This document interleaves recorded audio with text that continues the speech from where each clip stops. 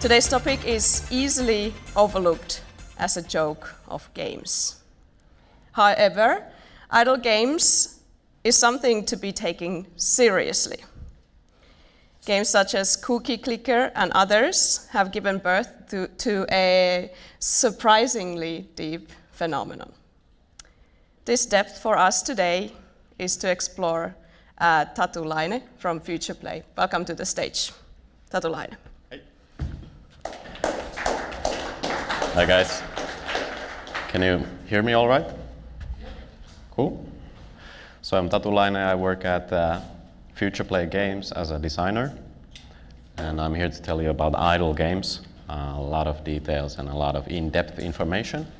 Let's get going once we have the image up there on the screen. I can already tell you a little bit about our company. So Future Play Games was founded in 2015 by 5 guys, really veterans of the games industry, guys from Rovio and other companies. We got like 3 million in funding and set out to create games with the idea of view to play. So there was an opportunity that ads in games, like rewarded ads, is a huge market and it's becoming bigger and bigger. So, and for a lot of those games that are also currently out there, the implementation is something that's not really nice or friendly or rewarding to the players. So our company set out to make games with ads, and the ads so that they would be like really rewarding for the player, so that they wouldn't be an afterthought. So far, we have launched 6 games. We have 4 idle games, and then one of our latest games is called Battlelands Royale, which is a multiplayer synchronous live PvP title on mobile. That's out now. We have also one game available in Facebook Messenger. So if you open up your Facebook Messenger, go to the Games tab, you might find one of our idle games available there actually as an instant game. Then there's 4 games we have at some point killed in some point of development. One of them has been in soft launch, but other has been like on prototype levels. Since we have a lot of the ad monetization is our thing, we've actually already served over 800 million ads in our games, and those are rewarded ads. So you watch an ad, and after that you get some resource or some kind of reward in the game that helps you go forward. We are 27 people. We've done over 70 million in revenue so far, and it's so far every year is looking better and better for us. What else? I can still go on without the slides because I have everything here. Our company has been really built on this flat hierarchy. At the moment there is two teams and some user acquisition, marketing and office management, and of course our CEO. And then the teams have full ownership on their products. Like in our team, I'm from the idle team, so we do updates to the existing idle titles, and there's no one kind of telling us what to do. We don't need to ask someone what we should do. We as a team just decide exactly what we want to do with those games. Of course, this comes with a little bit more kind of responsibility, and all of the data and all the analytics is super open in our company as well. So all the developers have all the information like really at their disposal. Let's see if I missed something here. I actually covered, well, one thing I didn't cover is that we have had over 50 million downloads to all of our titles counted together so far. Here's our people, super nice people. We are situated in Kamppi, in Kalevankatu at the moment, but we will actually move a little bit closer to the shore in 2 weeks to find ourselves a bigger office. And well, on to the topic of idle games and some history as well. Ooh, I got a clicker. So idle games are called incremental games, also clicker games. Got a clicker now as well. Let's see. It actually works. This is amazing. So maybe a little bit of history first. I won't cover everything because you can Google the history of idle games at any point, but there are some key moments that happened before idle games became like the thing that it is nowadays. There's this guy, Ian Bogost, who at the peak of Facebook gaming created this game called Cow Clicker as a bit of a joke as well. Because in this game, all you need to do is you have your cow and then you get to click on your cow. And then after 6 hours, you can come back to the game and click your cow again. That's the game. But every click you do, you earn some kind of resource. So you can either like buy more cows, or you can buy boosters that makes the time shorter. And then there was a social aspect as well, that I can go into Facebook and I can click your cow, and maybe you get some resource out of that, or maybe I get some resource out of that. So basically also playing with the idea that people and people's behavior are gameplay. So this is that distilled into its most kind of simplest form. It became, like even Wired wrote about this game, it became a little bit of a phenomena, and also that's also probably because people are a little bit irritated by what is this thing and what's going on. After that, or I'm not sure, I think it was after that, there was this probably existed before already, but there was this one browser game called Cookie Clicker, where you could, there's a cookie on the left side, and with your mouse cursor you go on top of it and you click on it, which earns you more cookies. That's the kind of objective of the games, have as much cookies as possible. But the gameplay was that once you're tapping your cookies, you generate more cookies. You can invest these cookies to buy new mouse cursors that click for you. Or if you have enough cookies, you can hire a grandma, or you can do like a factory for cookies. And you can all the time see how much cookies you have, and then just try to kind of push it, like how much cookies can you generate. This other screenshot is very end game, so there's like 2.5 quadrillion cookies. There's all kinds of factories and whatever has been built there. A lot of boosters, so the player can invest in a lot of different boosters that give more cookies in different ways, but you need to be smart about which booster makes the most sense. But what really is the kind of funny thing here is that the amount of progress that can be fit into one screen. So at first you only had cookies, and then the end game you have all this crazy amount of stuff and numbers going around here and there. So it's that's the kind of fun thing. Like if there's an idle game or an incremental game, the premise is that it's kind of never ending. Then as a player you're like, what? How can game be a never ending when I want to see how far can I push it? And so some of these games look like that end game. But I'll go a bit more into detail about the mechanics soon. Then at the same time, a lot of these idle games started to appear on Kongregate, which is a game portal website. And you can kind of start to imagine, like some years ago, people's behavior on their computers. They might be playing some game that doesn't maybe require their full attention, or maybe they're watching YouTube, maybe they're chatting and whatever. So there's a kind of a slot of time what you could be spending by playing a game. And usually these games then ended up being some clicker or idle games that are open in one of your browser tabs. And a lot of those games originally came from Kongregate. So games like Clicker Heroes or Adventure Capitalist. Something you just play a little bit every now and then, always have it open, you can see your progress and so on and so on, but usually the main thing you're doing is something completely different. But Kongregate kind of became the kind of origin for these games also, in a way that Kongregate had monetization.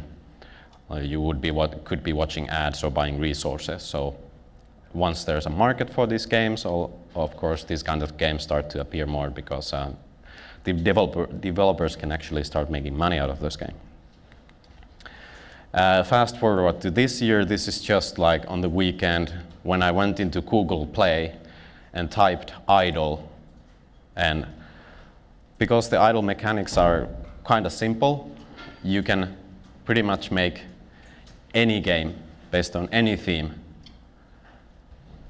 So here you can see examples. There's a weed game, prison tycoon, idle heroes, mine crusher, tower tycoon, building castles, idle balls, which is an interesting one. If you check out the developer Voodoo, which is a kind of this new type of hyper-casual developers, you can see a lot of the games are like super small, maybe made in 2 weeks, and then they just release it. And usually it might be that it's something that doesn't work, or usually it might be something like Idle Balls, which has millions of downloads, and for some reason it's really compelling and fun to play. There's tower defense, shop, all kinds of things. There's another page here. Again, as an example, this is just the first pages of Google Play, but you can probably find like thousands of these titles nowadays. Of course, they do vary in quality quite a lot, because it doesn't take much to do an idle game. You could do one as like a student project and then just release it. Of course, there's a lot of those kinds of games. Then there's also on the other spectrum, there's these idle games that are like super polished and super have a lot of features and that kind of stuff. That's more of the kind of style that we've been actually doing. So there's some examples of you will find idle games very easily if you just look for them. Most of the kind of monetizing idle games are on the mobile side nowadays because it fits our mobile kind of behavior so well that it's short sessions, you open the game, you do something, and then you put the game away. That kind of style. There is some of the top performing ones are also still performing on Congregate and also on Steam. For example, Adventure Capitalist, I think it's doing pretty well on Steam as well. But the idle games are mostly mobile at the moment. I'm going to address this problem or this kind of like idle games or clickers or incremental games. Are they actually games?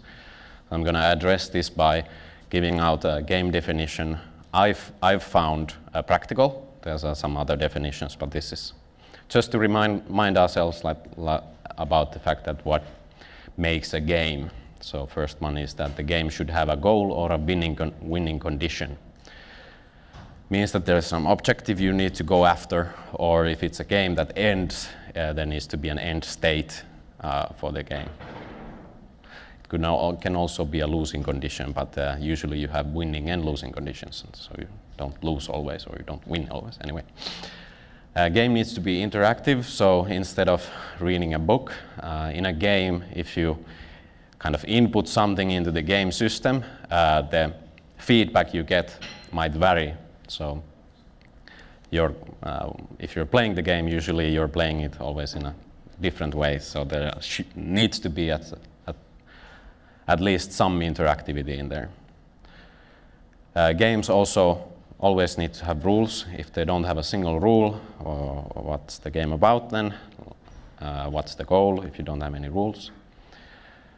Also however you perform in the game or how you play it, it should be somehow measurable. So in the beginning of times, usually it's just high score or points, but nowadays you can measure your success or progress in games in so many ways. Like that's pretty much what all the achievements are based off in like wherever.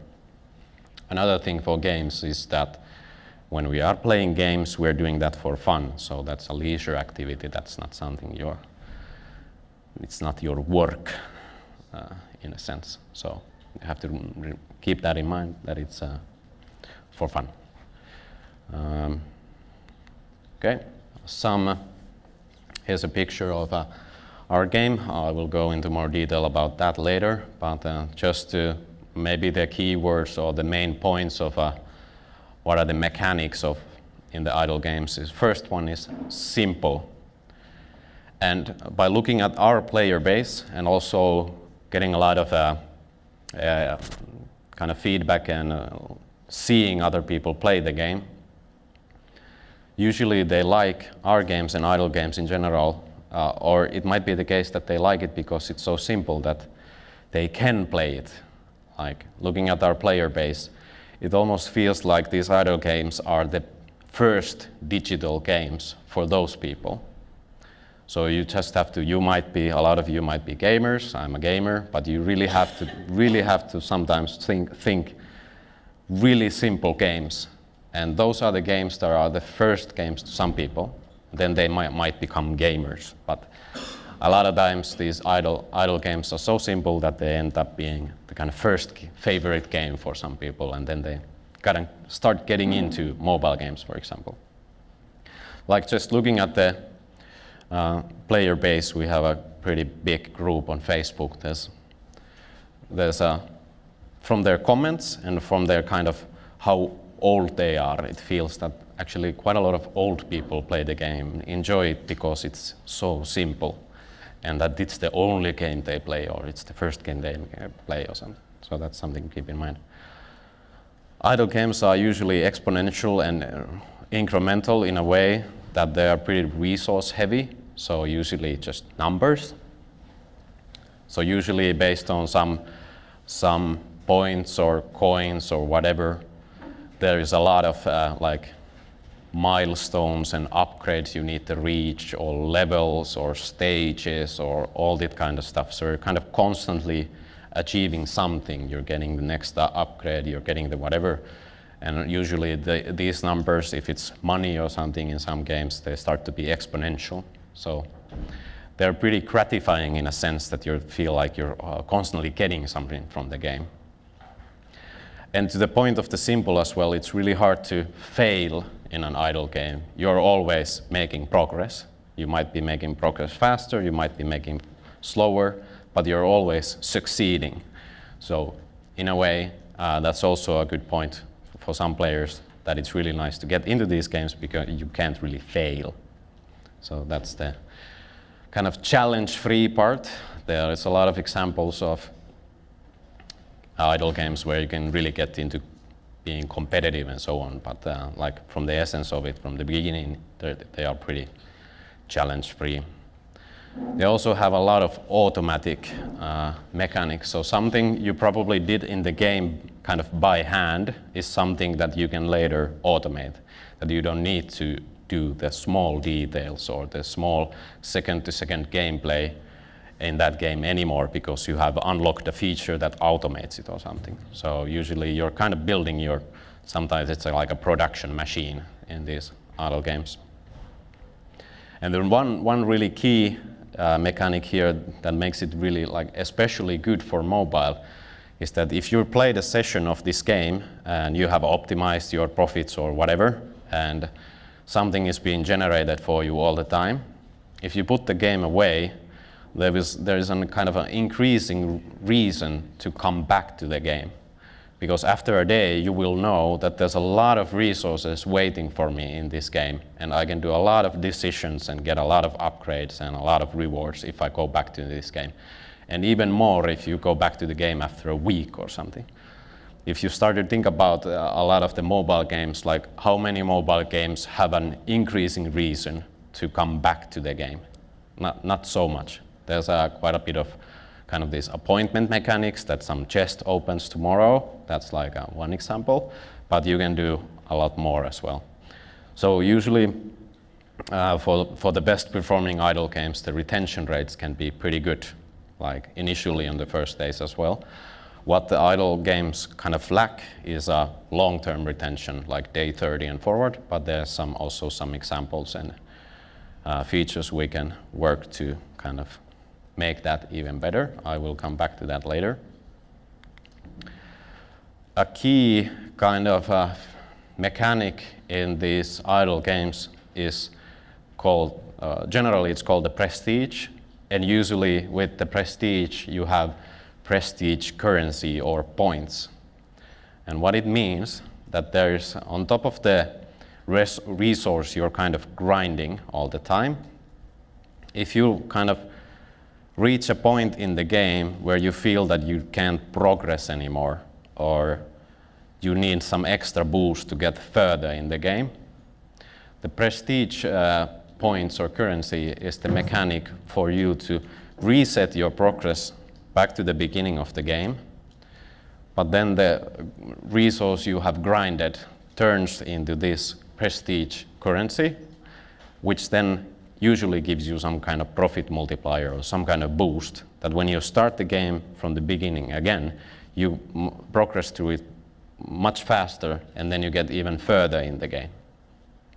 So this is kind of addressing the huge problem we always have in mobile games or any other games, that you should be creating content in the games all the time. So this is a smart way to use the game economy to kind of give it longevity, so that the game economy and all the modifiers and this will be interesting you for a longer period of time. That you can reset your game, and then you have a permanent booster to play it again and then further. There's also some of the bigger games, for some reason, I think Call of Duty, and well, basically some of these Japanese games have this New Game Plus mode, which can be also thought about as a bit of a prestige mechanic. So you played the game, you finished it, you can start a New Game Plus, but usually you get some kind of booster, so you get to keep your equipment or something, and then you play the game again, and you go through it faster and so on. So basically the same idea. But in idle games, it's usually just distilled into the economy of things. So in one of our games, Idle Farming Empire, you are farming crops, and then you're generating money out of those. And there's these seeds that will give you a bonus to your profits. And you only get seeds if you reset your farm. And in the game, it means that you take your crops to the market. And when you come back from the market, you get these magical seeds that will give you even more profit this time around when you're farming again. So it's a kind of, we made it as natural as possible, this kind of reset mechanic. So that first you're grinding through this economy where you're farming, then you take your crop to the market, then you get this booster that will let you farm even more, unlock even more crops and animals and so on and so on. I have a lot of examples about this, gonna show them soon, but this reset to get the prestige boosts and so on, sometimes it's optional, sometimes it's forced, or sometimes it's kind of semi-forced. Optional means that in this example I gave you, you can go to the market at any point. Forced means that you reach some level of your resource or currency or whatever, and then the game just decides you, then okay, now you're resetting. Boom, you go back into the game, and here's some cool armor or swords or something like equipment that will help you in your next run. And the semi-forced is can be like a progress bar, that it says, oh, your progress bar is now filled, you should now do the prestige. Now's the time to do it, but you don't need to do it. But it's a kind of like the game giving you a hint that you should probably do it now. So for a lot of these games, also this reset, the timing varies a lot. Most of our games, the first prestige, the reset happens maybe on day 1 or day 2 of gameplay. But for some of these games, you might be grinding through the world or whatever, building your empire or whatever for a month, and then you do the prestige to start the game again with some unique boosts and rewards. So why I call it sometimes prestige currency is in some of our games, but in other games as well, you can use this boost to buy upgrades. So you got something that's super valuable, but you can also use it for something to make get more profits on. So that's a kind of another level to this prestige point system, that there's also like a strategic choice that should you be using them or not. If you use them, you kind of lose the initial boost they give you, but if you buy something in the game that gives you a different kind of boost, maybe that helps you get even further in your play style. Maybe in the end you will get even more prestige currency. So a lot of these games, this prestige currency or points is kind of like how far you are in the game. Like in Adventure Capitalist, how many angel investors you have. In our game, how many magical seeds you have is like how far you are in the game. Okay, some details also, like why do we play these idle games? The first one I touched upon a little bit already, but it's always about getting something, always achieving something. So a lot of this instant gratification feeling. Also the feeling of progress, like in the cookie clicker example. It can be something that's visual, it can be something that's very kind of in the economy of the game. Like in some of the games, the numbers go so high up that there starts to be this scientific notation of the numbers and so on and so on. So you get a sense of crazy feel of progression also from just the numbers going so high. In a lot of these idle games, you are most likely building something your own, or you are farming or building a business or building a city. So there is also that element of you creating a system or a farm or whatever that feels also satisfying. Also the easiness, I talked about that already. It's really easy to get into this. And also these games are infinite. So again, like there's a game that goes on forever. That's something that's like even annoys me a little bit. Like how can you play a game forever? I want to see. So there's a bit of that kind of, because idle games haven't been around for so long, so it's novelty still. Like if you play your first idle game now for the first time, you're going to be like, what's going on here?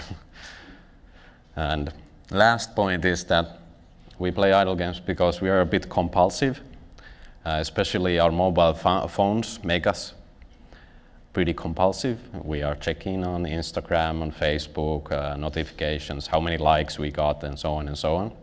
We're always multitasking something. So usually if you're at your computer, you might be listening to music, or if you're watching TV at home, you might have your phone on your hand, you might play a game at the same time. These games fit these situations really well. And that there's always something you can, small incremental kind of upgrades or goals you can get or finish in these games. So you're kind of always being better at something. So that's one reason. Some examples of what I pulled from now that are kind of idle games that are successful at this moment. One of the biggest success has been Adventure Capitalist, and it's also been around probably 5 years already. And the idea is pretty simple. From all the themes in the world, they have chosen money. And money is, of course, something that's attractive. We like money. So let's make a crazy idle game about getting money. So just this idea is already pretty good. Like, wow, okay. Sounds interesting. Then they also gave this a bit of a Monopoly style twist to it. So there's a bit of like, this is all like fun and games, this business stuff. So let's just get rich and so on. I think it fits with the money theme really well. That's always tongue-in-cheek. A lot of the texts they have in these games are really well written and are really funny, actually. But this is mostly just an UI game. Like, you will be spending 95% of your time in this screen. And it pretty much looks like an Excel or something. But you first start out with selling some lemonade, and then newspapers, and then you have a car wash, and so on and so on. First you have just $1, and then you create some lemonade. After that you can use your money to get a manager to automate that lemonade, and then when you have enough money, you can start handing out newspapers. Then when you have enough money, you can hire someone to hand out those newspapers. So there's a bit of a kind of a business simulation going on here. But it's ridiculous business simulation because you're always getting more and more and you can't fail. And for some reason, like, this game does really well by basically just being a screen with a bunch of numbers and a funny theme and a funny sound effects and music. Because money has a lot of kind of, what's the word, maybe connotations, or people have different ideas about what can you get with money. People also can dream about what they would do if they had a lot of money. So if you're kind of playing this game where you're building an empire for yourself, where you have just crazy amounts of money, it's kind of fun to also think about, what if I had a movie studio? What if I had a hockey team or something? So it's pretty funny. So the prestige system here is that once you have established a lot of successful businesses, you kind of sell your businesses and then you get angel investors, which is kind of weird in the world, kind of in the real world. Real world doesn't work like that, maybe. Well, if you're a serial entrepreneur, maybe you will attract more angel investors in the future. But anyway, then you have those angel investors and they will give you a boost to all the profits you have because they are so good in business and they will help you or something. Then you will unlock and level up more and more businesses in this game. Next example, this is a little bit newer one. It's called Idle Miner Tycoon. And what this game does is, in the left hand, there's like, you could think of them as 3 different conveyor belts. So first you have the mine shaft, where there is someone chipping resources from the ground.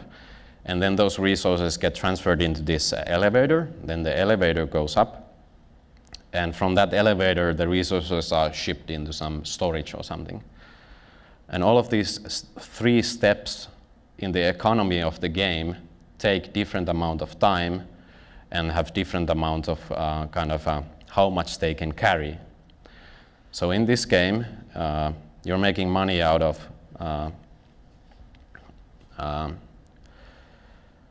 mining resources, and then you need to be really smart about these kind of conveyor belts, that you need to always optimize the what's happening in the mine, and also how much and how fast does the elevator run, and how fast and efficient is, how do we get them to the storage, and so on and so on. And of course, for all of these steps, you can hire managers that can automate that work for you, or you can upgrade the managers or the mine shafts. So there's like, economically, this is getting super complex when it comes to idle games. You're constantly spending money somewhere to optimize your kind of production system. Next example would be Tap Titans 2, which is maybe the most successful RPG when it comes to idle games. And well, they had Tap Titans 1 first, which was also successful, then they made 2. So this is the most RPG-heavy idle game I've seen. And what's happening on the screen, this is mostly also just a one-screen game. In the middle, there's a huge monster, and there's an endless stream of these monsters. And on the sides, you have you, and you also have your companions. First, you start off with only you, and you need to tap the screen to kill monsters. After that, when you get enough money, you can hire new heroes that will deal damage for you. Then you don't need to tap anymore. Then you're just mostly collecting coins and then upgrading your heroes. And I think you can have like 20 or more heroes in this game. And you progress worlds in a really abstract sense, that pretty much the background just changes every 10 levels or something, and then there's maybe a little bit different monster there. On the economy side of things, there's also a design there that once you get pretty far in the game, and there's even harder and harder monsters to face, you won't be able to defeat them in this boss fight, which is takes 30 seconds. And if you can't beat that monster in 30 seconds, you will either need to like go back or like just beat normal monsters until you have enough coins that so you can upgrade your heroes so you can beat that boss. So usually the progress gets stuck into these boss fights, and it is exactly designed for the reason that it's a good hint for the player. Okay, now I should do the prestige, the reset. And once I do the prestige in this game, it means you ascend into a different level and you start the game from the beginning and you get these artifacts. And these artifacts unlock special equipment that makes you even more powerful. Once you're powerful, you start the game from the beginning again. And then you go to the same point where you prestige earlier, the same boss, and this time you beat it. And then you get even further in the game. A lot of this game, what's interesting about this game is that the economy is also like so complex. There's tens of things you can upgrade. There's skill trees, there is pets, there is equipment for your hero, and they all can have like very different effect on how much damage you're dealing or how much coins or you're generating, or you can even modify the length of a boss fight and that kind of stuff. You also have skills you can use that are usually just 30 seconds on and then they have a cooldown. So this is a game that can get pretty competitive. Like in the end game, this is just mostly math. If you can really figure out what's the best formula to have the biggest damage per second, you're going to be pretty high on the list. So the hook here for long term is just optimizing your damage per second with your team, with your equipment, with your pets, with your skills. So that's not simple anymore. This is like hardcore in the end. There's another pretty successful game. It's maybe a little bit weird one called Kink. And the idea there was to just generate eggs and sell them as much as possible. In the screen on the left, what you do is you first in the game you press a button to spawn chicken, and then chicken spawn, and then they go into this hatchery, or what do you call it? And when they go there, they start to lay eggs for you. And this is also just taking this theme and going crazy ridiculous with it. So in the end, you're generating billions and billions of eggs every second, and you're optimizing your production rates, you're optimizing and upgrading your fleet because you need to take those eggs to the market. There's also a prestige system there that gives you multipliers because you can kind of research these magical eggs. Like when you prestige and the next time you start the game, you can do different kinds of eggs that are more valuable and so on and so on. So that's a bit on the meta game side. This was actually like a really weird one. This just came out of nowhere. I think the UI is horrible to use, and in many ways it's kind of horrible to use, but the idea is just somehow so captivating that it is quite fun to play, so I'm not saying that, but it's still. It seems like, from my personal perspective, a lot of these idle games can like get away with crimes in usability and user experience, I think, because a lot of times they are like super technical, the content in this game, and that's the main thing, and usability is something like can be an afterthought on that, so it's kind of data first or something.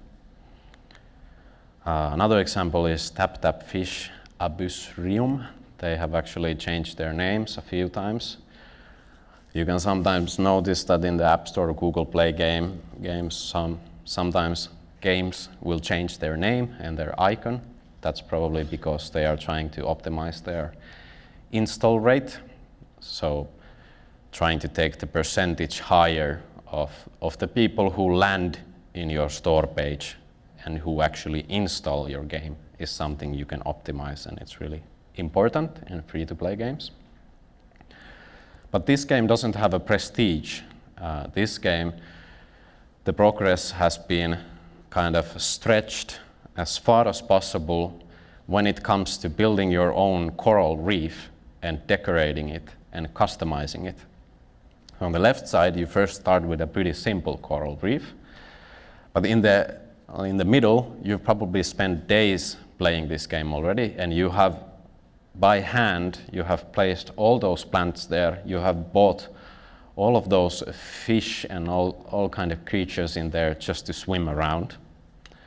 And all of these kind of plants and fish give you, I think it's called vitality. So if you have, the more and more vitality your reef has, the more and more you can expand it.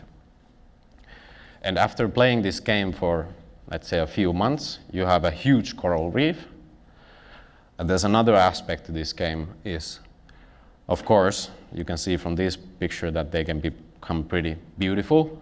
You can visit your friends' kind of coral reefs as well to see them out. But they also hold competitions in the game inside, giving some theme every week, every now and then, that who has the most beautiful coral reef.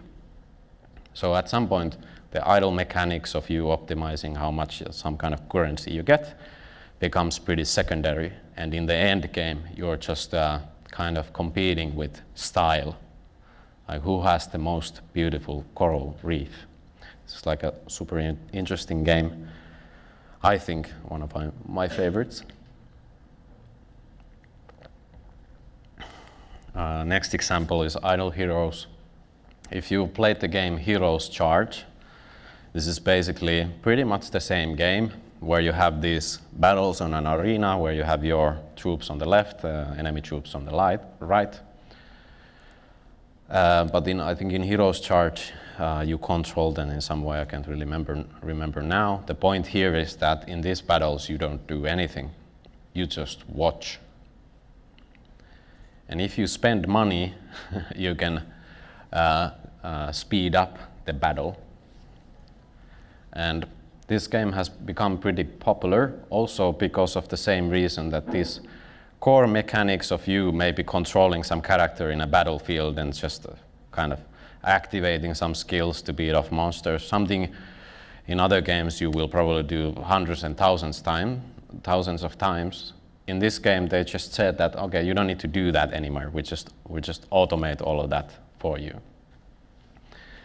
And I think that's actually a good reason, because a lot of the times the players who play these kinds of games is mostly that there's a lot of stuff in the meta game. There's like leagues, clans, daily events. Then with the heroes, you can discover them. They have rarity, they have evolution, they have all these kinds of different equipment. They also have rarity. There's a crafting system and so on and so on. So all that other stuff you do, you optimize everything out of your heroes. Then it comes to this point where you are trying to beat some opponent or whatever. And this is where all the stuff you did previously, here you can just watch. Like, okay, I have these heroes that have these elements on with these equipments against these guys, which are these elements. I'm just mostly interested to see if I can beat them now. So kind of skipping some of that second-to-second gameplay, which in the end might not actually be that interesting for a lot of players. Now I'm gonna go into our games and details about this. How we ended up creating these games was, with the view to play model I told you about earlier, we take massive themes and apply our quality to them. And with the idle game simplicity, this is more like company strategy. When we started out, at the moment we're also doing some other stuff as well, but this is kind of like how it started. The first game we launched was called Farm Away. Today it's called Idle Farming Empire, also because of reasons of kind of us testing, like how does a game name resonate with the audience. We are nowadays called Idle Farming Empire. And to explain a little bit what's going on here is on the top left corner, this is when you start the game. You only have carrots planted in your farm, and there's also these different plots that you can unlock. If you have enough money, you can unlock more animals or vegetables or whatever in them. And the gameplay is so that you need to tap the carrots to get the money out of them. And once you have enough money, you can hire, from the top right corner, you can see a kind of a upgrades shop. You can automate those carrots. So the carrots start giving you money automatically. What we did really well in this game, if you want to try it out and download, is that you swipe to collect money, which feels way better than tapping. A lot of these games have a lot of tapping, and then you kind of need to be accurate where you tap and so on and so on. In this game, it's more fun that you're just kind of swiping money and upgrading. You can also do by swiping and so on. It even feels more natural. In the bottom left corner, you can see the upgrade screen. So if I have carrots, I can plant more carrots, so they will give me even more profits. So one bit in the late game, on the bottom right, what you will be doing is you have these 9 crops on the field. You're individually upgrading all of them, and once they reach some milestones, they get some production speeds or profit upgrades and so on and so on. Then you swipe with your finger to collect money out of them. And this is also a one-screen game, trying to keep it really simple. What we did really smart with the videos or the ad monetization was that we have this cloud and the sun, which are ad placements. And as we kind of thought before, people usually put ads in the game as an afterthought. We make them as features in game. So in this game, you can activate the cloud by watching an ad, and then the cloud starts to generate rain, which makes kind of perfect sense in this game. You get a production boost out of that. So we have seen pretty high kind of people who engage in watching ads is pretty high, like conversion rates of over 50% of people actually just want to watch ads in our game. In our games, we never force the ads. That's like a definite no-no. Always watching an ad should feel good and rewarding. By tapping the sun, you can activate this mini game where you also get a production boost, where everything is kind of in frenzy mode, and you can make quick profits out of that also after watching an ad. And the prestige currency here was seeds, which you get from the market. So it basically you have these farming seasons. First you ship off your first crops, and then you have another season, and you just kind of grind in this screen until the end of times, and be smart about what kind of upgrades you are buying and using. Some more details. There's a pretty, like more of the end game content on the top left or on the up. We have over 50 different animals or kind of vegetables you can plant on the farm, and those can be unlocked by finding shoe boxes. And this is a gacha box system. And when you find the gacha boxes, you find these puzzle pieces that upgrade these crops, which is kind of a long-term retention mechanic, that there's this collection side of things, that there's these crops you really care about and you want to collect them all. On the bottom, you can see bottom left, there's a goal system which we added at some point to give even more kind of mid-term goals for you. They are daily, so if you finish 3 goals and in all finish 9 goals, you get to activate a rainbow that appears on your farm and also gives you a boost. A lot of these idle games also have a lot of different boosters. Some of them on the bottom right are here. You can use gems to buy global profit multipliers. You can use gems to get more of the prestige currency without doing the reset. And also in a lot of these games, you can skip time. So you can skip 1 hour or 1 day or 7 days. And then you can kind of think about, okay, I wonder how much profit is 7 days. And then you might use that to find out. Here's another game we released after the first one. These are actually kind of, we wanted to ship something fast, and we still want to, whatever the game is, that we want to ship it as fast as possible. These two projects were from concept to a released game was less than 6 months. And you can probably imagine that you can nowadays spend 2 or 3 years making a mobile game. We didn't want that. We wanted to release something early so we can start learning from it. And after that we did Idle City Empire, which is kind of similar, because we thought that this is a kind of formula that works pretty well. And this is also working as well in this game. But we did something a bit different here, that on the top left, this is kind of the same setting, that you need to populate this city with buildings. There's more of those buildings, so there's more kind of longevity in this kind of gameplay. But we also did a system that we called the soft prestige. And also in a lot of other games, when you do the prestige, you might not end up resetting your whole progress. You might reset just some progress. So in this game, buildings have a different level when you keep investing them. And we had a system in there where you can prestige a building. At that time, the prestige currency was love. So you get love if you kind of renovate and upgrade your buildings.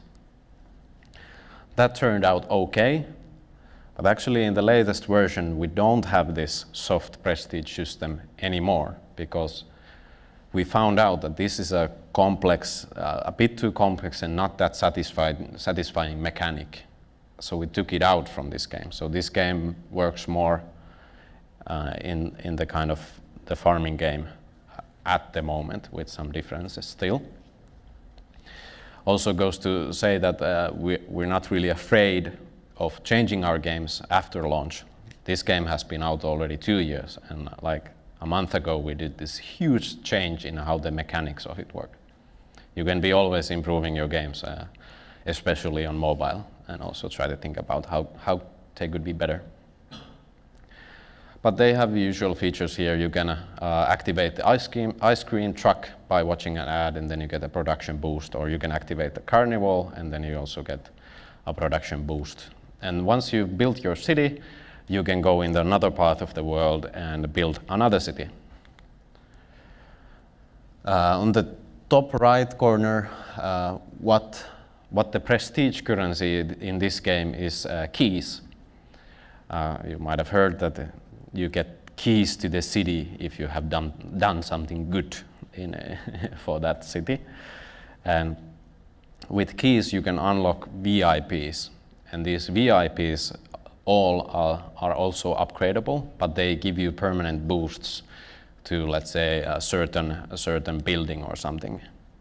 We also have a building we did together with Astralis, the Counter-Strike team. So you can unlock this VIP that is a gamer, and all that profit from that Astralis building, which is actually pretty funny. If you can see from the animation that there's a guy inside playing Counter-Strike. You can get more profits if you have that VIP. So it becomes, the prestige currency is not just one boost that you get. You can kind of manage of how you use that. You have different VIPs and you can unlock them and check their boosts and kind of match your play style with them. On the bottom left you have our gacha system. There's probably also something like 50 buildings in the game. You can unlock them and collect them. That's a strong aspect as well, that you can make your city to look your own and also have the highest profits as possible. Top left, we have been really kind of innovative with the ad placements we have in our game. So this is the a scoop you can activate by watching an ad, then some resource in the game is doubled for a day or something. So that, because these are, a lot of the idle games are pretty resource heavy. There's a lot of things you can give the player. It's kind of easy to come up with features or rewards. It can be rewards from a tournament feature. It can be rewards from a ad placement. You can give them, and usually they feel pretty good. Bottom right is the kind of world map where you go around in your mini Waco and then build new cities. You can discover a lot of different areas like the desert and the frozen north and that kind of stuff. This is our third game we launched called Idle Crafting Empire, where you get to fight against Dr. Jelly. We took a lot of we thought that what would be maybe world's smallest Minecraft or something, that's something taking inspiration from Minecraft and put it into an idle game. The game starts in this world, you can see from the left, where there's jelly everywhere, and you need to save these companions that are trapped by Dr. Jelly. You start out from level 0 and then you venture around in the world and beat Dr. Jelly and then kind of push back the evil jelly that has taken over the world. In the middle you can see a gameplay picture. So here you are actually, with your finger, you are swiping blocks to get rid of them. Like in Minecraft you're picking the blocks, but in this game you're swiping the blocks.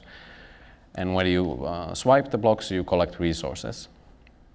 It actually feels quite fun to be swiping those blocks, and also then you can have the companions do the work for you, so they are collecting your resources all the time, and you're kind of this endless track of blocks, and you're going further and further. You also have skills. You can use dynamite and tornado and that kind of stuff to kind of collect those resources faster. And once you reach a point, there's a boss fight against Dr. Jelly or something, you might not beat him. And you have resources. What you need to do is you go back to base camp. So you go back to level 1, and then you get to craft equipment that will help you when you go back into your adventure again and try to push further into the Dr. Jelly's evil jelly world and rid of the awful things he has created there. So there's a crafting, the prestige currency is basically the resources you find in the world, and then those resources you can use to craft equipment for your hero, and then they will help you in many ways. On the left side there's a lot of these companions to save. That screen doesn't fit everyone, but all of these creatures you can upgrade them. They have evolution states and so on and so on. They have individual skills, so it becomes a bit of a lot of kind of thought can be put into who do I upgrade and how to make the most effective team at beating Dr. Jelly and collecting as much resources as possible. Then there's an example, like a lot of these games, idle games, are kind of slow paced, so there's room to have other features and activities in the game that doesn't take too much away from the kind of what's happening in the core of the game. In this example, there's this, we call it Musta Pekka, and then you can play this game by Dr. Jelly, where is this kind of time machine that gives you 4 options to choose from. You don't know what there is yet. But then you can choose one of them. If it's some resources like the gems or the chest or the keys here, that's good. But if it's the face of Dr. Jelly, you lose. So this is a kind of a gambling mechanic for you to get more resource in the game. And of course, it's something like once you do through these levels, it's even likelier and likelier that it can be Dr. Jelly this time, so you should stop when you think you have enough resources. Fourth game we launched was Idle Tuber Empire. We thought a lot about these massive themes again, and we thought, okay, what is becoming a celebrity nowadays? It might not be the Hollywood movie star thing. For a lot of the young people, a celebrity is a tuber or a kind of social media personality. So let's make a game about you becoming a social media celebrity. And a lot of these this theme has a lot of also kind of these numbers flying around, that you can have likes and subscribers and that kind of stuff. You can kind of tie in a lot of the idle mechanics, the economy mechanics, to some real world stuff and see how that goes. The game starts so that you first, in the beginning of the game, you create a character, and then there's this celebrity that tells you about, okay, welcome to this world, and we need to get you some clothes, you can't be seen like that. And by the way, do you know about this fame tube? That I'm always kind of streaming my life and I'm collecting subscribers and likes, and if you want to become a celebrity, maybe you want to try FameTube as well. And then your character in the game ends up creating their own FameTube account. And then the gameplay is that you're always streaming. So in the middle of the screen, you have likes flying, you have a like counter, you're constantly getting money from the likes. You're in the middle. You also, when you have enough money, you can get your own entourage. So you have two guys in the back kind of helping you to get more likes as well. So the economy aspect is in how to optimize to get as much likes as possible. There's skills as well. So for a small time, you can get even more and more likes. You can activate a cat by feeding it cookies, and the cat will start to do funny things on screen that will give you even more likes. The cat is also an ad placement, so you need to watch an ad to give cookies to the cat, which also seems to be working pretty well.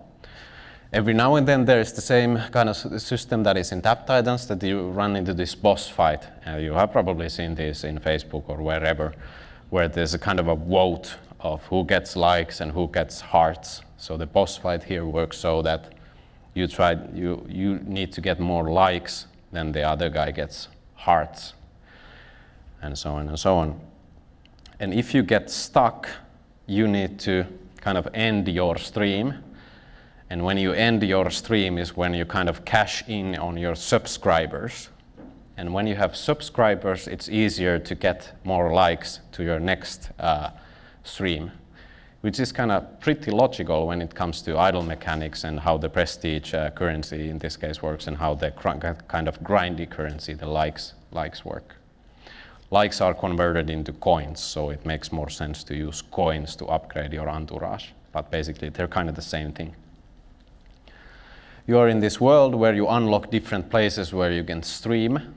There's a big aspect of how you wear, what you wear, and you get a lot of different kind of likes. You can get like bonuses based on what you wear. Then the screen on the right is your FameTube, your kind of command center of your streaming operations. You can see your previous streams and how much likes and subscribers did you got from those. You can see what's going on now, what are the top streamers and what are the friends doing. So getting into some of the retention mechanics, especially in Tap Titans, a big retention mechanism is to master the economy grind, which is just, if it's done well, it's like pretty endless. You're pretty pulled into how things can work and how to optimize. A lot of these examples had something that you need to collect or unlock everything, like get all the crops in Idle Farming Empire. Also the high score, just the amount of angel investors or just the amount of seeds can be super powerful as well. Some of these games have build and decoration elements, are huge. Some games like Tap Titans and Idle Heroes do really well when it comes to competing against other players, so that their tournament features are pretty powerful. And also in games general, doing events, limited time events, is something That also makes the game fresh and keeps the players interested that there's something a bit different to play in the game every now and then. This is like a random slide about some observations I've done.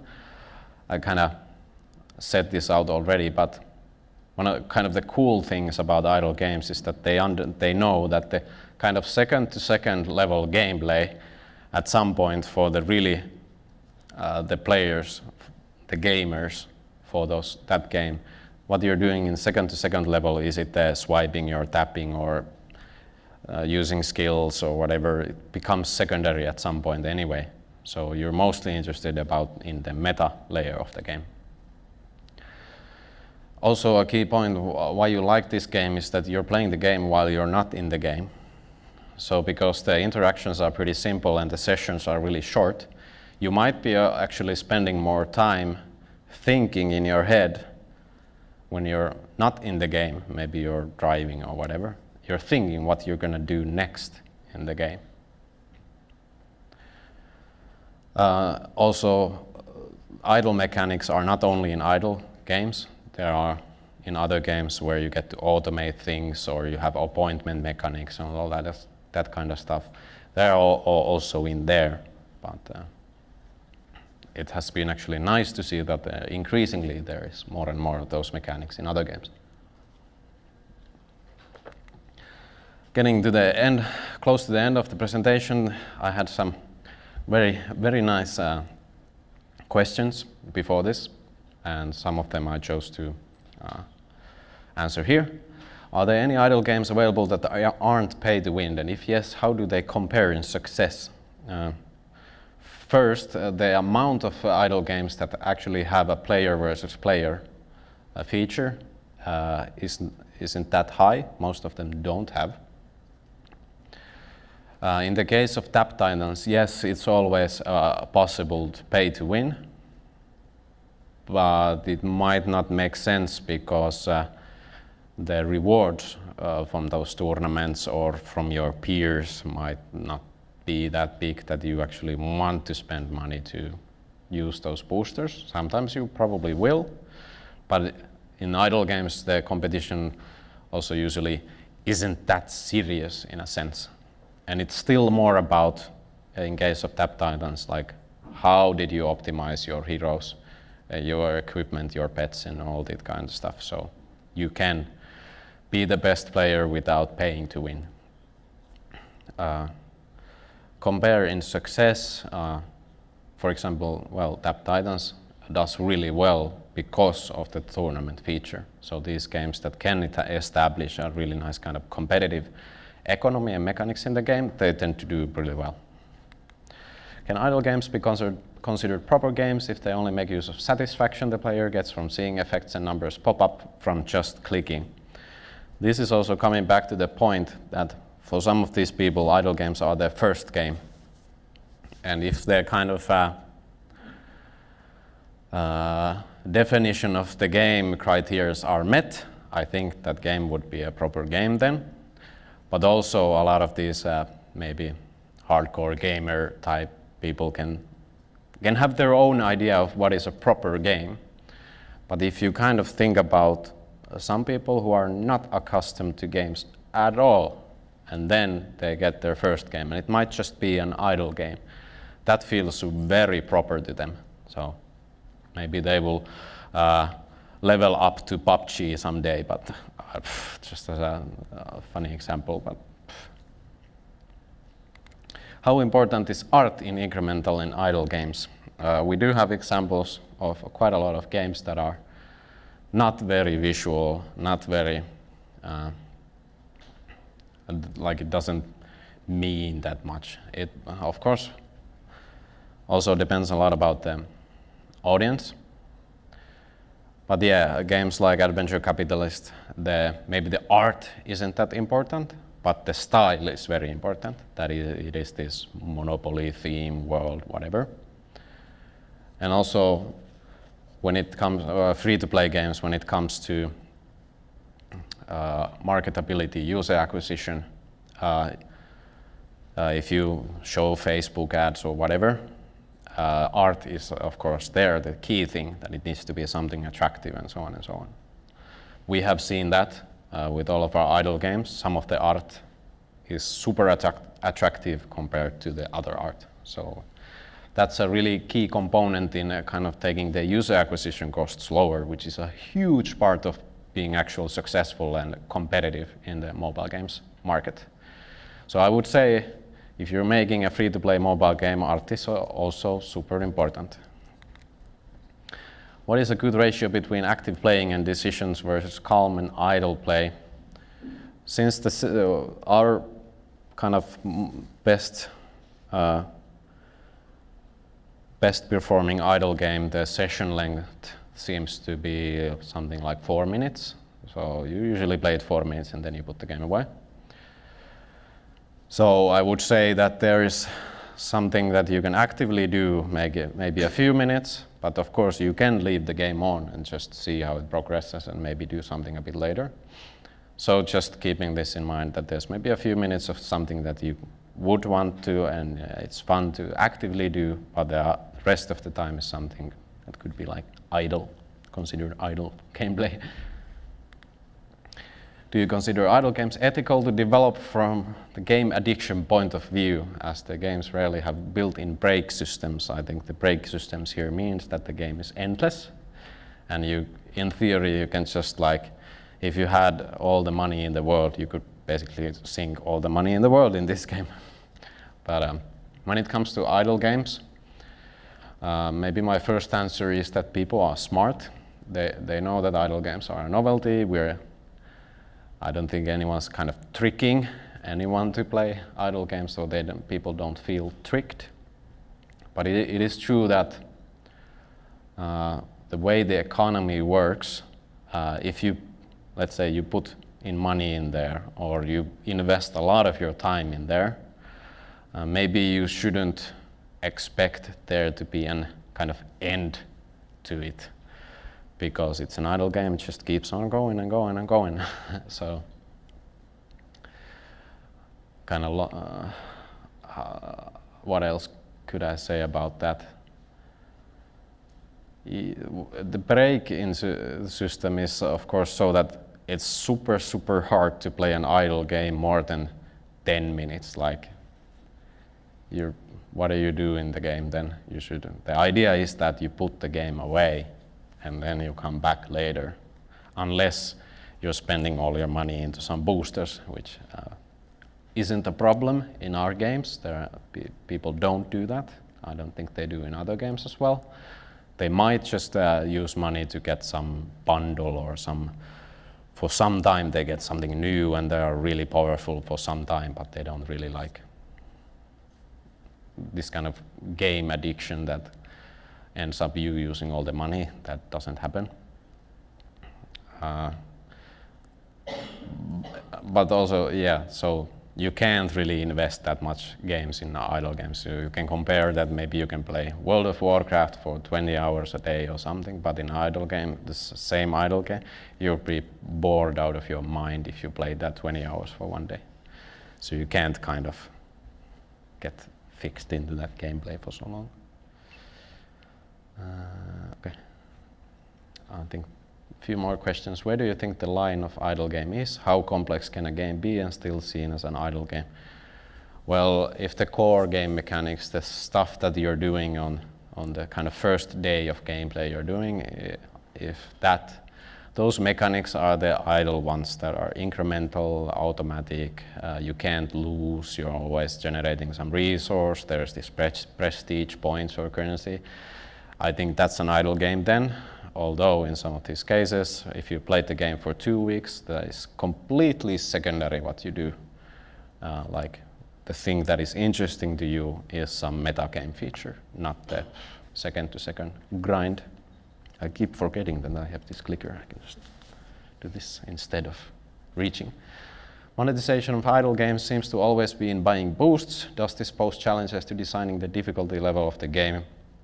Is growing it exponentially usually the way to go, so the player is first hooked with easy gameplay?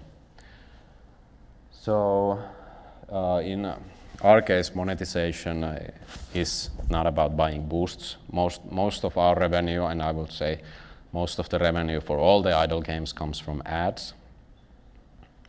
So the kind of buying boost is a smaller part of the monetization in these games. Yes, it can be really tricky in an idle game to make a booster that actually feels satisfying, because progress can be basically unlimited. So there needs to be the economy needs to be made so that made smart in a way that, let's say you get a big chunk of money in the game, that's a booster. You don't just upgrade and there your money goes. Like, you just don't, let's say in the farming game, you just don't upgrade carrots and that's it. You would probably try to make it so that with this booster, I can unlock these and these upgrades. I've reached this milestone. I have beaten this and this boss. I got this much more profit from, or bonus to the prestige currency and that kind of stuff. So you have to be smart about that. That at that point for the player, this actually feels good and beneficial and kind of, yeah.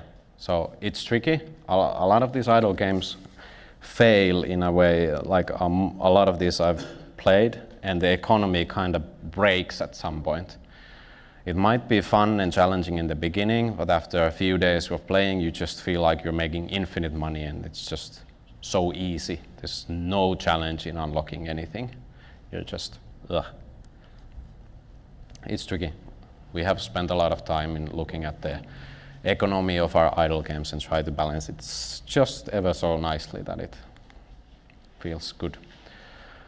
So, okay, we have reached the end of my presentation, so thank you very much.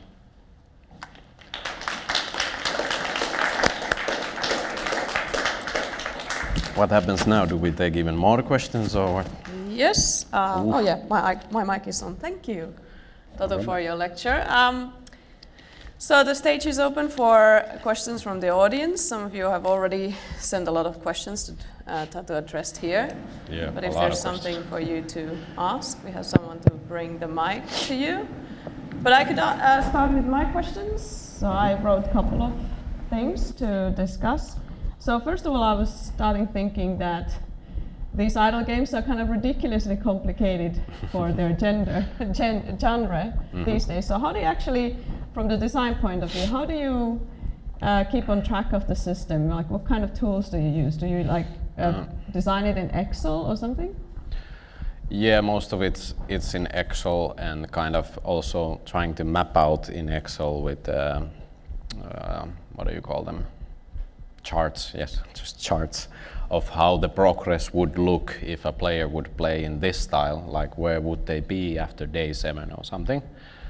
But also trying to design the systems so there was a great talk about the Clash Royale card balancing. Don't make all the economy and the upgrades work like that they're just a huge mesh. Just start out with something simple and start making kind of designing upgrades to those things. And then if these, there's many different kind of upgrade paths in our games, but when these start to kind of affect each other, then it's super hard. So try to keep it simple at first. Part of it is also that we can't really know. There's also a lot of players, we follow our players, we check their save game at some point, like, okay, this guy has been playing for this long, how far is it? What is the state of his game? Okay, maybe we need to balance that. But there's also like a lot of variance into how far can you go in an idle game. Like some player in a day might be super far, and some player in a day might be just. Yeah, but keep it simple would be, and Google Sheets is a great thing. Do you play the games yourself at the studio by the staff? Yeah, we actually do play them quite a lot, but they have been out for so long now, so I don't really play them that much. But of course, when there's a new feature, everyone wants to test it. Any questions from the audience? Just raise your hand if you have some. There's one. Testing. All right. So you gave an example of your games and for example, the Idle Miner and the Fluffy Fairy games, and they had, you probably know that they had this goal of making idle games more visual. They saw this problem that idle games are mostly about Excel, so they wanted to give more visual feedback. So what do you think are the biggest downsides, or something that could actually be improved in the idle games, like next, so to say? Next step of the idle games. Well, I see the opportunity there is what is fun about the games is the progress, and if you can make progress even more satisfying, then it's a better idle game.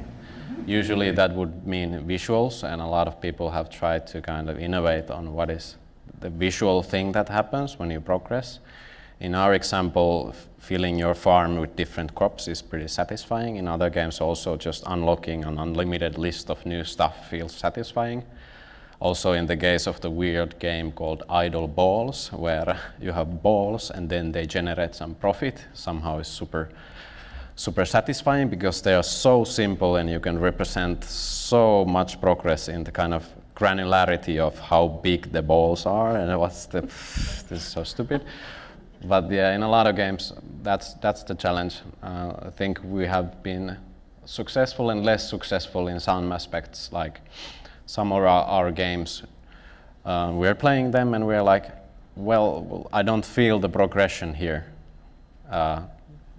For example, in the farm game, it's pretty obvious, but in some other games, it's a bit like maybe it's under some layer, but it's not apparent from the kind of core gameplay screen always. And when it's not apparent from the kind of core gameplay screen, that's maybe not a good thing. We have been trying to innovate this on many different ways. Yeah. Another question? All right, I have one. So, tapping on the compulsion of the people, the typical topic of a lot of mobile games, perhaps. I know that your background is in educational games, so could we use, or is there already examples of educational idle games? Like, could we teach something on the optimization of an actual thing through the idle games, or do good with idle games in other ways? It's a tough question, but maybe two things come to my mind. You probably haven't seen that many tycoon games on mobile because they are usually pretty more heavy and require more UI and so on. What I see that are the kind of tycoon games nowadays on mobile are actually the idle games because the interactions are so much simple, the progress is simplified, it's mostly numbers and that kind of stuff. So if there would be a kind of game about math and business management, playing a lot of idle games might actually help you a little bit, especially in math, if you really want to optimize. Another example, I maybe had another example, I might have forgotten it now. Okay, so how about the art side? Not just the visual arts, but the culturally kind of interesting concepts or something that we could mediate through idle games. Cow Clicker was irony, art, or also argument against the Skinner box-ness of the current or that time of the games. So what do you think on that topic? How could we harness the idle games genre for more art experiences? For me, it has been interesting. If there's a new genre or a game type that's a little bit annoying to some people, then I'm going there. I want to understand, see the phenomena really fast. But for the idle games, I think there's room to innovate in creating games that are less about you playing it on some device or whatever, actively playing it, and more about kind of maybe thinking of what you're gonna do or what you're gonna expect to happen and so on. Like if you think about everybody knows lottery, which is a pretty boring concept in a way. There's numbers, and then if your numbers match the numbers, you win something, yes? But all the other stuff related to lottery is a lot more exciting. So filling out the numbers, your favorite numbers, going to the store and handing out the ticket, then you have the ticket, and then you're waiting for Saturday, and then you're on your TV, and maybe in this kind of vein of thought. So maybe if the artist would like to explore some kind of a topic, they could dive into the idle games to that extent that they understand what is the place of the metagame. And that could be an interesting kind of a spot to create thoughtful pieces that first seem like completely worthless. Yes. So it could be a nice like a twist on the end of the playing. Because we see a lot of irony games in, like, for instance, what is Make More, published by Fingersoft. Yes. So I think that one of the things in idle games is the theme, like you were also talking about that somehow taps us into the playing of the games, and the ridiculousness of the factory life, for instance, how you have to just make more and more and more stuff, which kind of fits well into the idle games world. Yeah, the kind of ridiculousness aspect in games is hard to find nowadays, but when you find it, lately it has been in idle games. That's cool that there's novelty in games. A lot of things have been done already, but there's still some things that are just novel. Okay, how about the user groups? I mean, you said in the beginning of the presentation, you said that some of the players are very old, meaning the actual age of the players, or just, okay. So how old, when you say old? Well, I'm not sure like how accurate the Facebook data is. That's probably the only data points we have, is that we can see some age groups in the Facebook data, but plus 50 is a significant amount of player group. Wow, in nice. For example, in the more traditional themes as like city building and farming. So how about the YouTuber game? Is there also 50 plus people, or is it more like millennials? Definitely not. Yeah, exactly. So the theme in itself also affects a lot of the players. All right, other questions from the audience? One more. So always interesting to ask, what games are you been playing lately? Mobile, mostly mobile, but otherwise too. Mobile, I usually check the lists, of course, every week on App Store and Google Play Store, like what are the new and updated games. But usually I haven't found that interesting games there. Google Play, actually nowadays, there's the algorithms where you recommend it for you. It's starting to be pretty smart, because you can find some weird and fun stuff there, I guess, based on my download history or something. So that's another way to discover. So just a big random assortment of mobile games. Then some favorites, like Homescapes is something I always play in a plane or when I need to wait something. That's like the go-to game. Maybe some other games with friends, like our latest Battlelands Royale is something I would play with friends. But then, like, as a gamer, Red Dead Redemption 2 is an amazing game. You should all play it. But also like PC games, mostly something like PUBG and something has been super interesting to us as a company as well, but as a designers as well. Like, how is this such a big phenomenon now? What?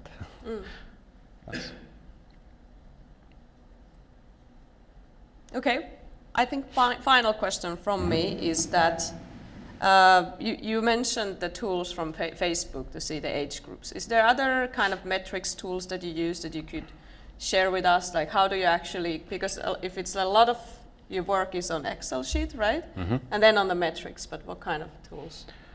Well, there's you can see some stuff from App Annie, I think from Game Refinery as well. Actually, as a designer, I don't really look at those that much. Of course, it's always interesting that, okay, it's like this, because you always have some mind of like what kind of people would be interested in my game. You always have some idea, but then you see the data, and okay, it's pretty interesting. But for the demographics, we don't actually, I don't know if anyone sees that much. But does that actually even matter, or like how do you? Maybe it would matter. One thing is that idle games is good for us because there's more and more idle games in the world. And these guys seem to like to play a lot of idle games. That's probably, and I think it's true for match 3 players as well. They play a lot of different match 3 players. So that's a good thing for us is if that audience is bigger and bigger. Oh, we have questions from the stream as well. So at least one question is from Erkki, is that what is the most interesting thing for you to work with idle games? Oh, Maybe you man. already tapped it a little bit, but explore that more. Is it my colleague Erkki who planted this question? I think it is. Most interesting thing is, that's a hard question. I try to be, in my work I try to be a bit, I don't know if agnostic is the right word, but just any design challenge you throw at me, I try to approach it with interest. So usually that's pretty satisfying, but most interesting would be, let's say, figuring out the second-to-second gameplay. Like what happens in the initial gameplay, how are things communicated, do people even understand what's going on, are the controls interesting, because that's a lot of that stuff is usually something where you find out something new or you get to try out something new, that kind of stuff. All the kind of maybe meta game features are more something like pretty familiar to all of us, then it's just that we execute that meta feature really well is what the point is. The key is, but yeah. Maybe on top of that, like how is the team composed? Like how do you work with these? Like how big of a team works on, for instance, one idle game? In our case, it's lucky that idle games are small, but usually for one idle game, we usually just have one designer or 1 or 2 coders and 1 or 2 artists. And then we have a kind of a shared product analytics guy who can show us what's the numbers and where's the opportunity and where are we lacking and so on and so on. Yeah. Excellent.